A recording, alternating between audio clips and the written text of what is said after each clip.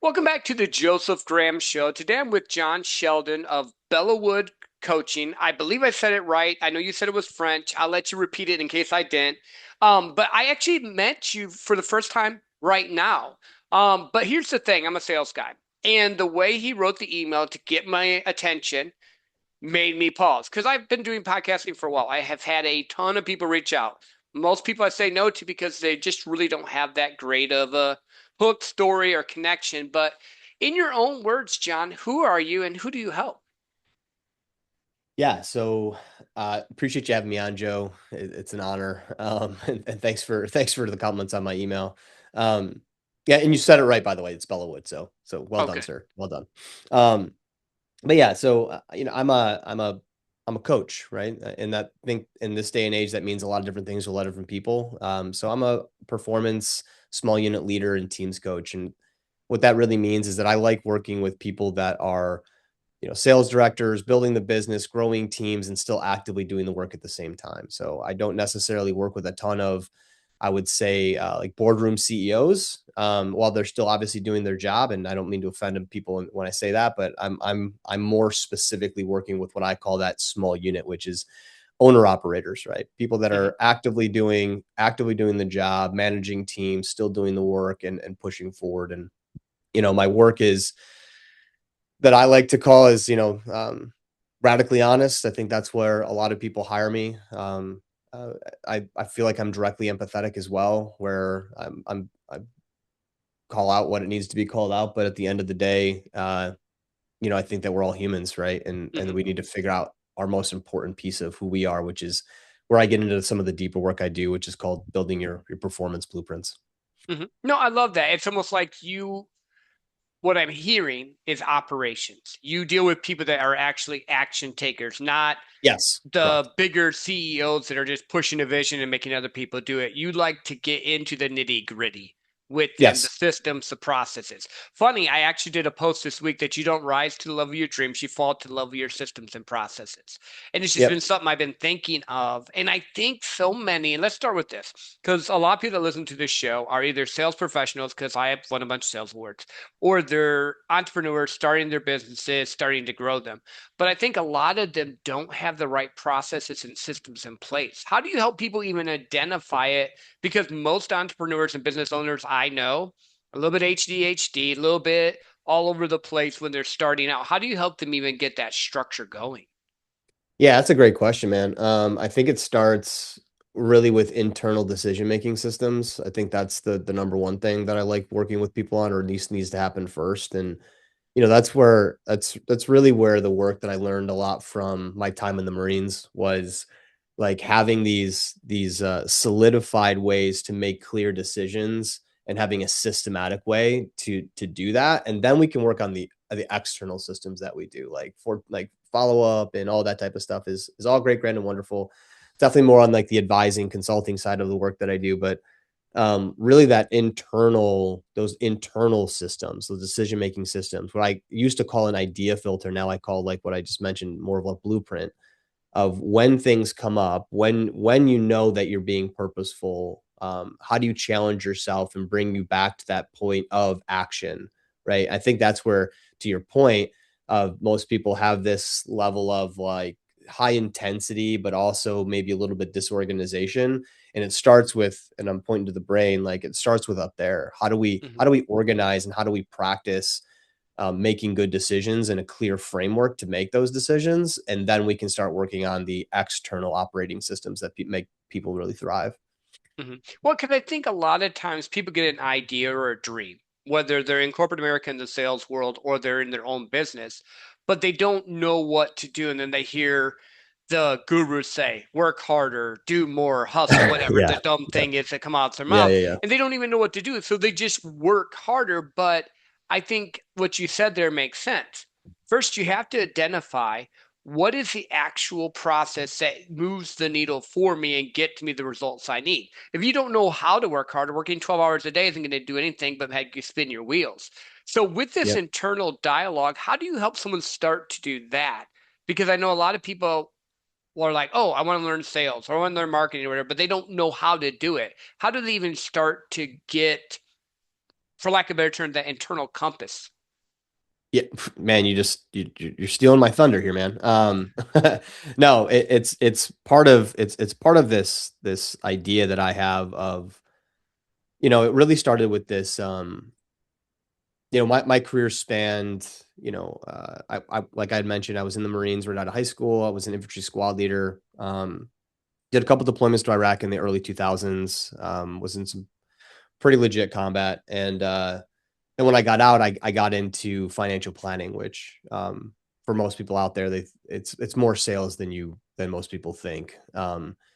And so I did a 14-year career in that aspect of as well. And through that, when looking at some of the top performers, and now in my work in the coaching sphere, I recognized that people, in my opinion, at least in what I've observed, the best performers understand four things about themselves, and one of those is Joe is compass. It's purpose. They understand their vision, which is their compass. Hmm. They have a really good solid handle on their ecosystem, which doesn't just involve people, it's tools, operating systems, technology now in 2026. And they actually know what motivates them.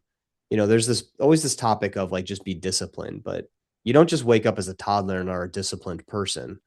You Even the act of wanting to be disciplined, there's something motivating you to be disciplined, Hmm. right? So it does start with motivation. And so, going to your point, when we start exercising those muscles of understanding, well, again, what I keep calling the blueprint, um, you really get a solid foundation of who you are and how you perform, and the deep-seated things that surround you in performance again. So when you're in that tough spot, let's think about purpose for a second.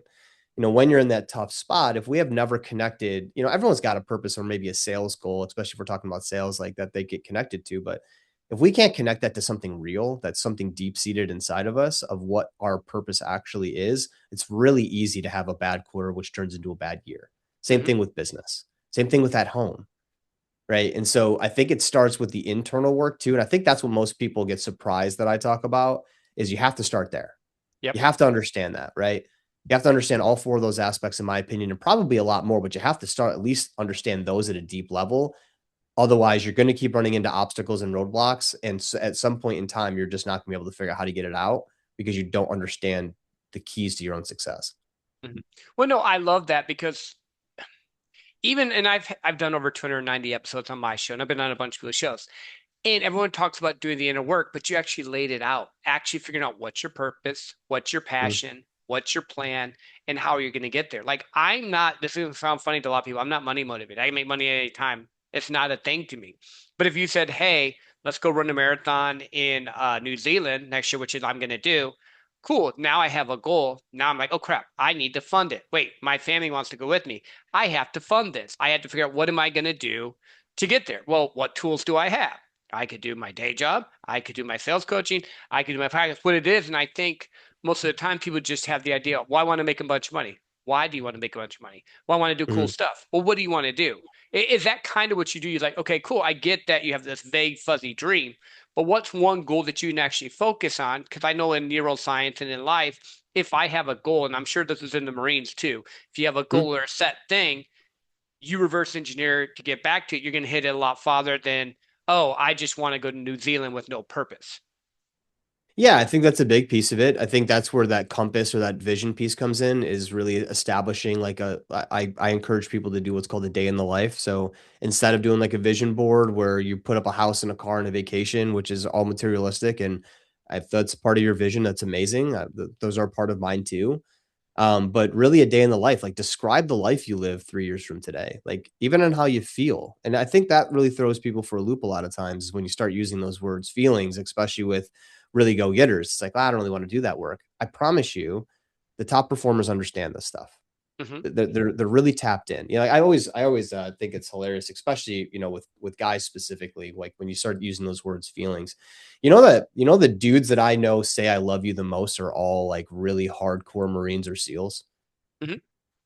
That it's 100% like this idea that we can't figure that stuff out and why that doesn't matter. Like every single one of those dudes has a deep seated purpose of why they went through all of that crap to get to where they were. Like Yeah. yeah, like why wouldn't we take, You don't think, and so I'm from upstate New York, Joe. I actually don't even know where you're calling it from. Where are you from, man? Well, I'm originally from Michigan, but I live in Phoenix, Arizona now. Awesome, awesome. So up here, we're a bunch of Bills fans, right? Mhm. Everybody knows Josh Allen now, which is cool. But you don't do we really believe that Josh Allen doesn't have a 3-year vision? Do we really don't think that he knows what ecosystem that he needs to surround himself with, what motivates him, and what his purpose for being Josh Allen is? Of course he does. Mhm. And I think that's the point that I'm trying to get across is like we have to have that type of thing, right? Where when you run into that roadblock, that again, where that word purpose is going to come in so handily. It's like, yeah, okay, maybe you missed the goal. Now what? Mhm. It can't be your purpose can't be attached to that goal.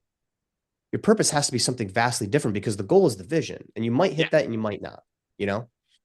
Well, I love that, and it's funny. I was recording a different podcast right before this with my buddy Richard Kaufman, and we were talking about how I have a circle of friends. And over the past 5 to 10 years, I've started to say I love you to them, which has Yeah, been different than growing up in Michigan, where I'm a Gen X. We used to just bust each other's balls. That's how we would say yeah, we of love each other. But course. when you said that, it made me think about it because I had Richard's a former veteran. I had Aaron Hill on, who's a former veteran. I had Sievert, I'm going to say, or Sterling Sievert on, another former veteran. And all of those guys are guys I say I love you to because I built a friendship with them. Now, I'm not military, will never pretend I'm something I'm not. But I've seen the pattern with them compared to your typical general, I'm going to say civilian. Well, civilian, that's a great word. Yeah, yeah, Civilian call it what it is. business owners because they don't understand the purpose. Is it this? In my mind's a little weird. You've listened to the show. I Mm, think for thousands of years, men would go to war together, they would do things together. And the only thing right now where there's that bond of camaraderie that's still there really is in the military because you get into business, it's kind of there, mm. but not the same thing anymore. Well, You don't have like, the circle elders and village. Is that kind of a key you're seeing with people being successful too? I know I shifted completely, but that's just where my mind went. I bring that back to yes. I don't. I agree that I see it mostly with prior military guys. I'll say that. I also see it with prior athletes a lot Hmm. too. I work with a couple professional athletes, and I see it with them as well. This is where it goes back into that third one ecosystem of having an ecosystem of surrounding you, especially on the people side of things. We'll stick with people right now that are so close, that are going through the same type of stuff. Because you're right, in the Marines you call embracing the suck. I'm sure that every branch calls it that, right? But there's something really special and beautiful about going through similar challenges together and it not being easy. So like the majority of my friends are also small business owners, Hmm. right? They're in the mix, depending on what year they're in, like, but it never really stops, right? And there's a reason that you or I, surround yourself with that level of person because you're going through the same type of stuff. And so it feels more natural to look at somebody that is like, yeah, I know that guy, my buddy, I just got off the phone with him right before I got on our call, and he and I talk about this all the time. We try to grab lunch once a week, and most of the time, it's just talking about stuff that we just can't talk about with people that aren't running their own businesses, Right. right? Yep. And that piece of it right there, I think, is really important. It's just like this joint suffering, or this joint. Then you start feeling like a part of a team, and then, Hmm. oh man, I know I've got his back and he's got mine. And you start to recreate, and it just so happens that he's a Marine too. Hmm. Um, but I've got that with my two other best friends that never served, right? But they run financial practices. They're in the midst of it. They're growing their teams and they're stressed, right?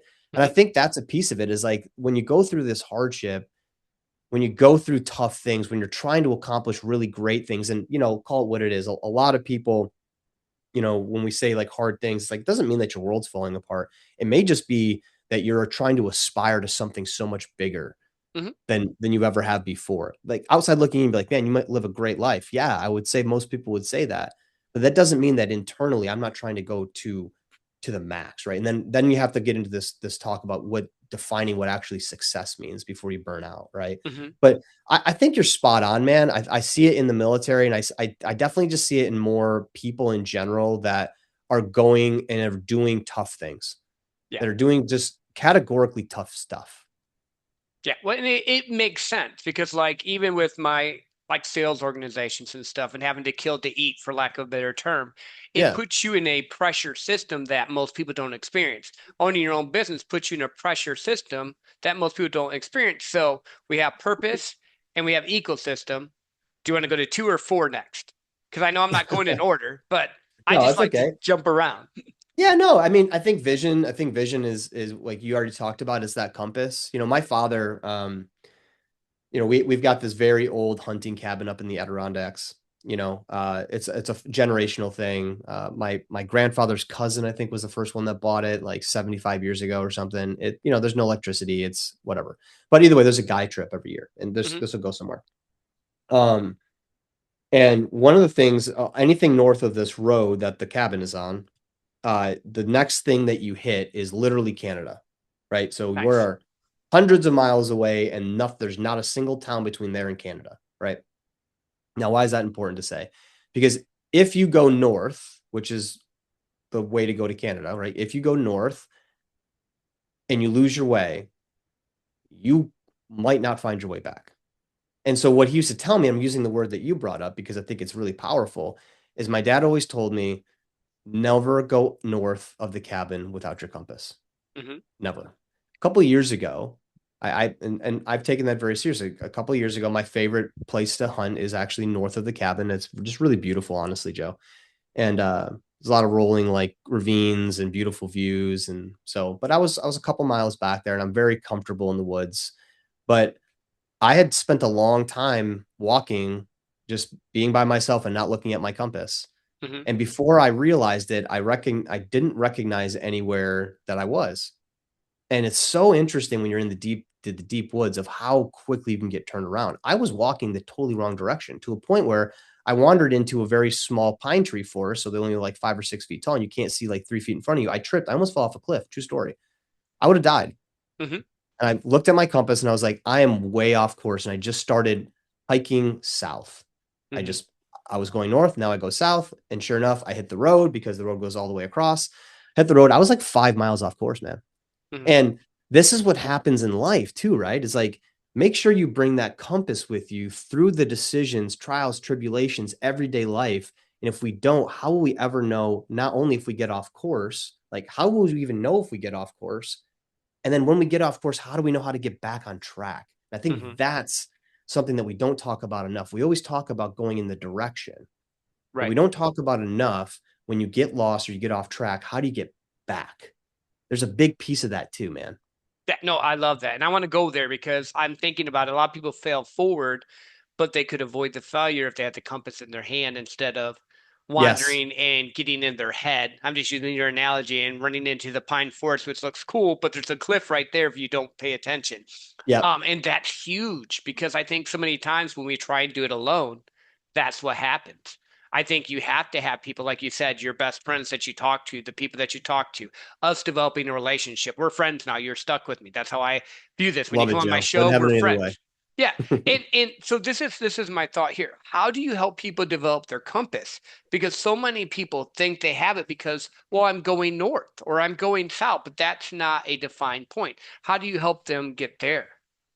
The easy, and it's not a cop out answer, but it is a big piece of the answer. It's time.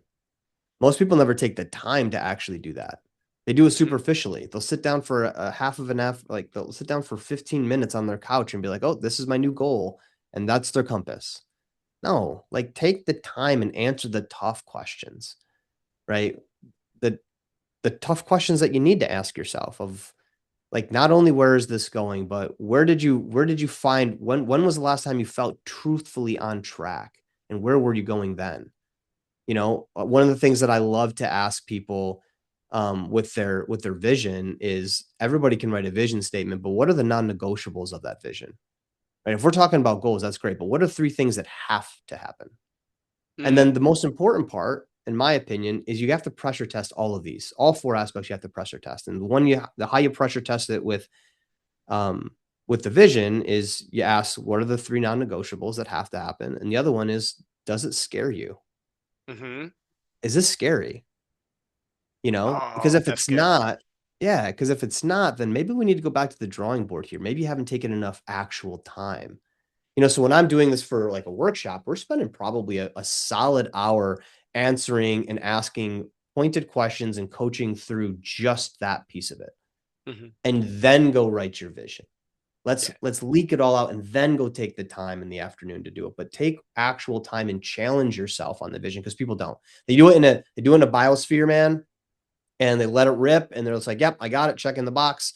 And it can't be a check in the box. There's too many stats around it not to be a check in the box, too, man. There just is. Hmm.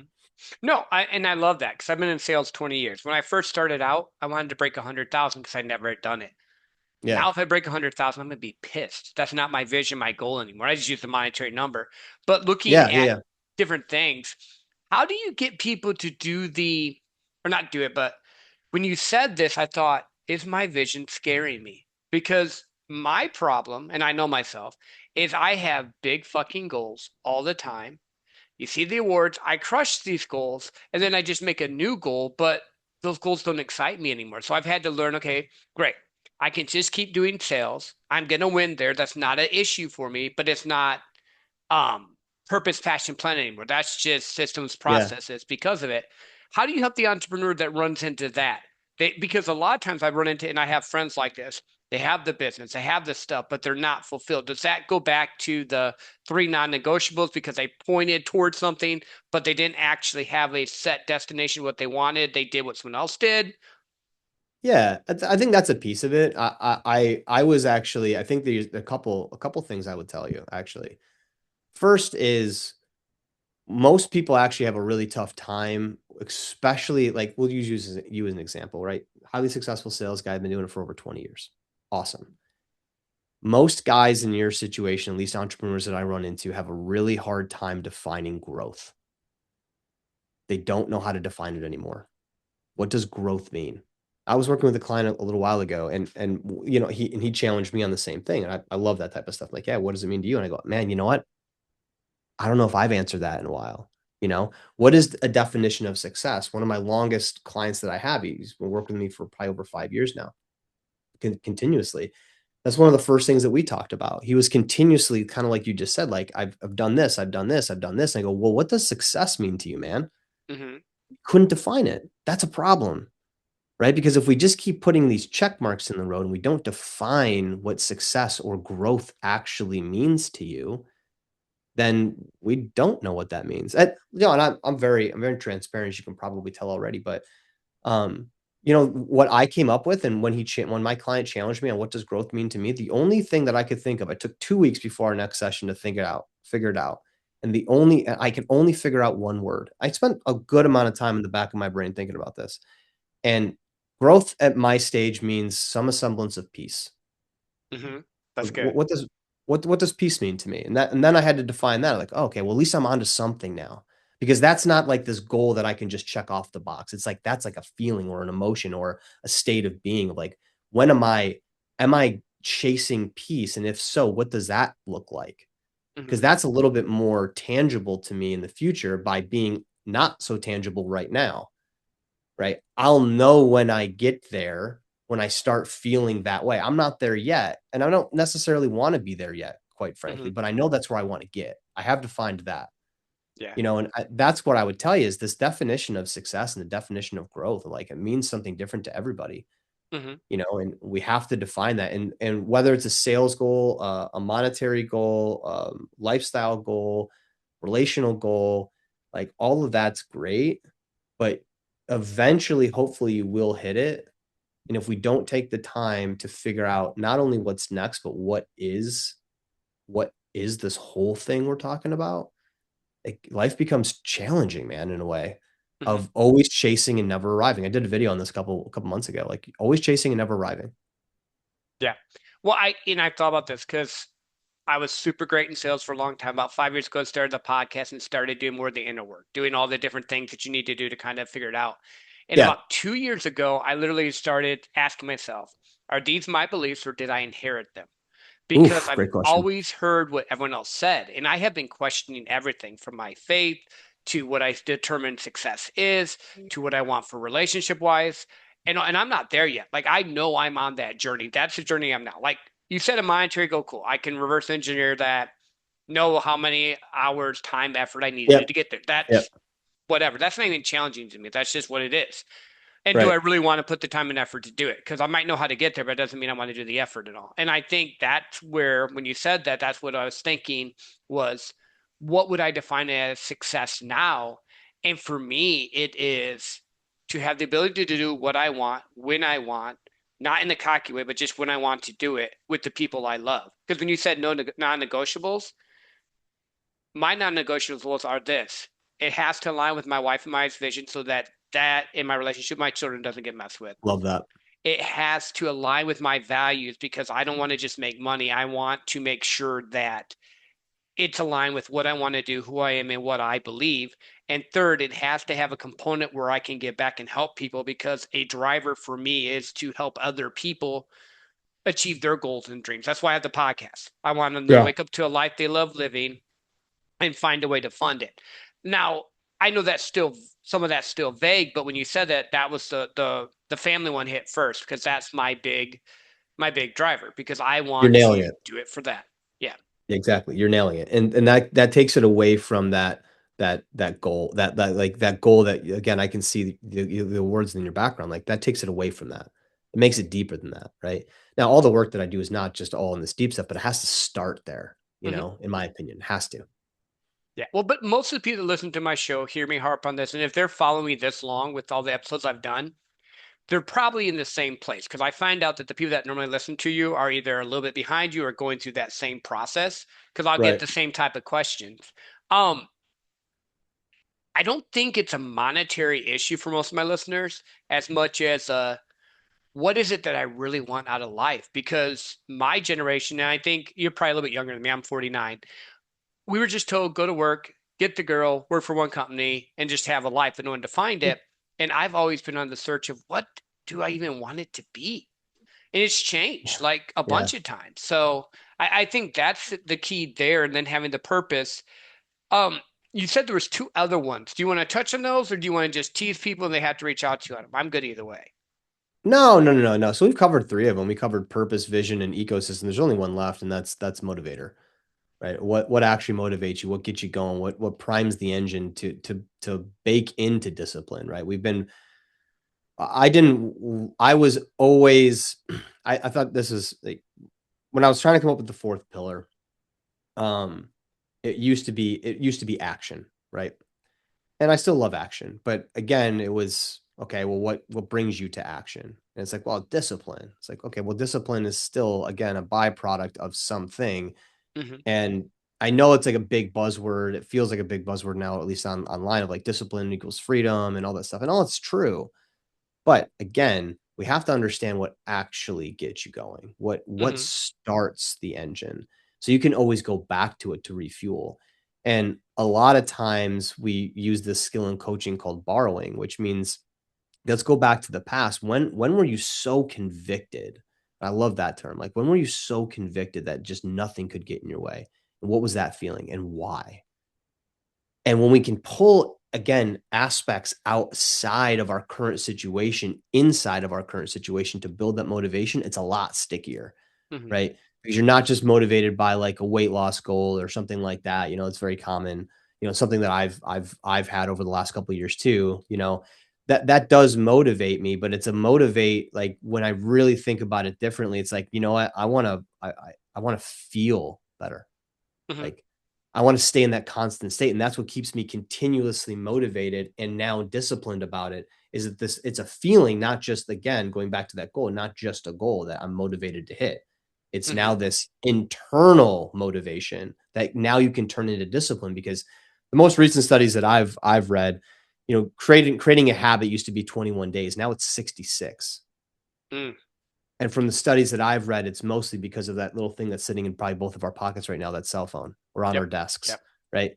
It's so much harder because you might get on a path, but then all of a sudden, like to your point, you might be listening to a guru online. You're like, oh, I'm going to try it this way. You haven't even given yourself the opportunity to create the habit yet, to Hmm. create that consistent motivation. So and the fourth and final one is motivator. Like Hmm. what actually motivates you? Not what should, not what people have told you. And I love that you said that. Not what people have told you. What motivates you? Everybody, it's different. You Hmm. have to figure it out for yourself. And it changes. Like Should before, I change. used to always think that it had to be about someone else because I had the internal thing that if I help other people, it has to come back to me. But it was more of a, I didn't believe in myself enough to do it. And then I got to Yeah. the point where I started to actually love myself, which was another hurdle because high performers, I want your thoughts on this, always seem to have a few things. One, ADHD or dyslexia is something in the neurodivergent group just because of how we're wired. Two, a chip on our shoulders. Three, a traumatic event. That's why a lot of the military people, I think, do it because you're in the military, you're going to have a tragic, traumatic event at least sometime, just by the nature of the business. And then fourth, a lot of them don't seem to, they perform to get their affection instead of Mm. look at themselves and learn to love themselves. And that's been my biggest challenge. I know that. Like I'm a lot better now, but it's taken me a long time, a lot of different books, people I've talked to with the fact of learning to love myself and then like, oh shit, I love myself now. I was doing this before because XYZ said it. What do I really want? And then that I think is scary for high performers too, because they don't used to ask themselves what they want. They go after the mission or goal. Yeah, I summarize all. I can't really at all as far as like this word edge or what gives them grit, right?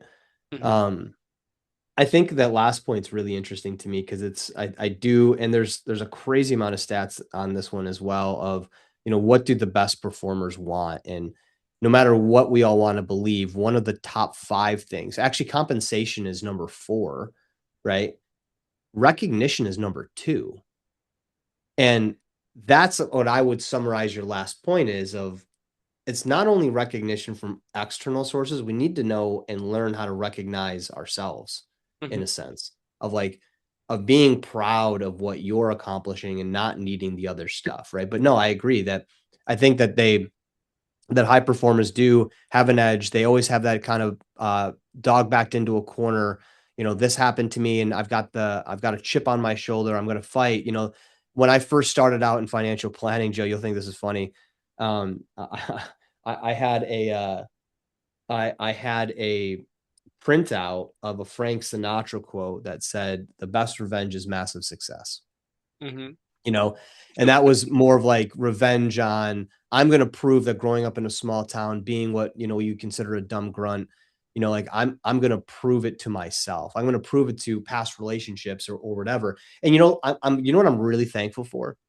I'm really thankful for that. I don't need that anymore. Yeah. Yeah. Because That's because good. I yeah, and I found it at other places, but you know what, I did need it then, and I'm proud of that. I Hmm. did need it then, but I don't need it now.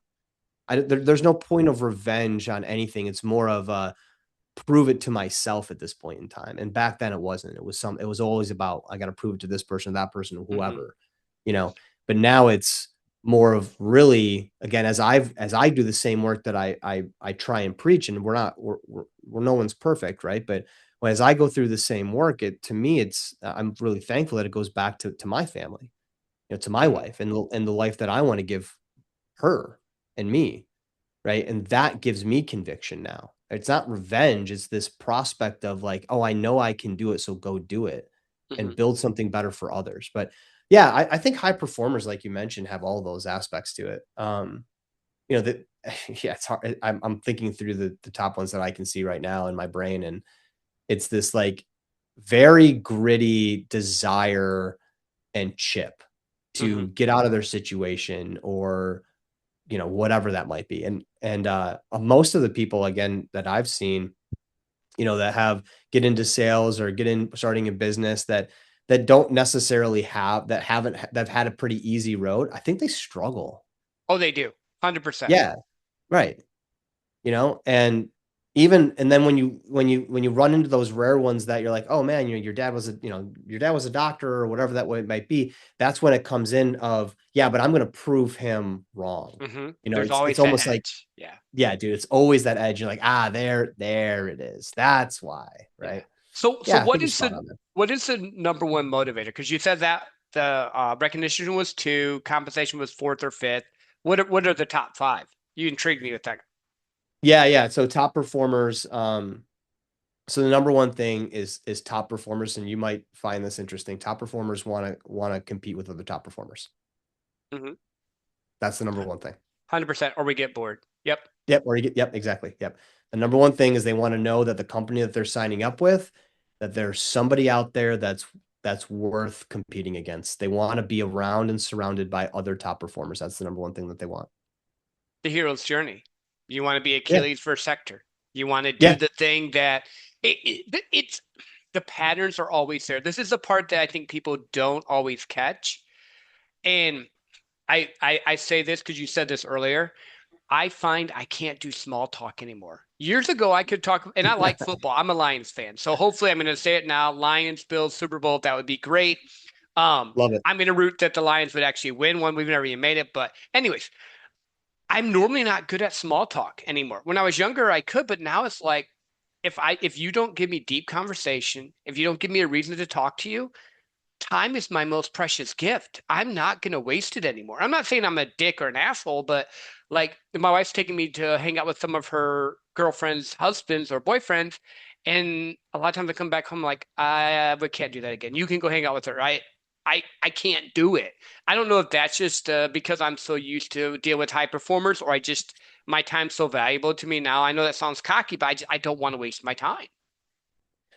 Look, I'm the same way in a lot of ways. For me, it's probably just so long of like doing the networking and all that type of stuff. But no, I get it. I look, I strive for same way, dude.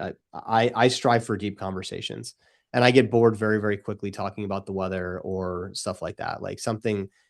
I mean, I think everyone probably gets bored with that, but no, I like the deep conversations about real stuff. And when you surround yourself, and this is probably you probably agree, I think you actually mentioned this. When you surround yourself with those types of people for that long, and then you get out of those circles, you realize how valuable that circle is. And it makes me Hmm. actually appreciate it even more. It's like, oh my God, this is boring. Right? Yeah. Like let's talk about real stuff.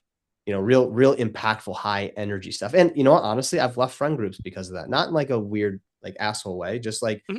it's faded. And why? Because I don't want to hang out. I don't want to just hang out and have and look, I love hanging out. I'm not like a work every single second of my life guy, but like I don't want to just hang out and have a beer and have meaningless conversation. Like if Right. I'm having these conversations, I want it to be to meaningful, Hmm. and filled with purpose, right? Going back Yeah. to that word. Yeah. Well, no, I literally got a cigar with a buddy of mine about a month and a half ago. We had a deep conversation for an hour and a half. It was great. I love sitting around campfires, but it's got to be the right conversation because, Yeah. again, at the end of the day, I think it goes back to the purpose, though, and the motivation. I'm trying to build a life I want to live. I'm not trying to be the old Joe. I could have just Yeah. stayed the old Joe. People that are listening to this podcast, people like me and you that are trying to build a business, build a life, we don't think the same way. We're the disruptors, as my late great friend Steve Sims said. We're the ones that disrupt the world and we push it into what we want it to be. So, I mean, I get that. It makes sense. Um, we're not done, but where can people find you? Because I know we've been going for a little bit, so that way they might be like, well, where can I find Jon? Yeah. Yeah. So the easiest place to find me is actually probably on the social medias or my website. So my website is www.belleauwood, so BELLEAUWOOD.coach, not coach. And then my Instagram or LinkedIn, you can find me at Belleauwood_coaching. That's probably the best place, honestly. I post actually a bunch of really high quality free videos, all 90 seconds, talking about these types of topics, but in a different way. Me just talking to the camera, and I'm very humbled that they get a lot of great feedback. I get a lot of great texts, and for me, it's just to what you said, being a disruptor. It's me. That's my way of giving back to the community. Hmm. I don't expect anything from that. It does help with my branding, obviously, Right. but it is really truly just for the public. Like Hmm. I come up with these topics, I do 52 a year, and we go for 90 seconds. I film twice a year, and it is for people, and we get good content out of that. So that's where people can probably find me and learn a little bit more and connect. Perfect. No, I love that. So we've talked about a lot of different things, different aspect.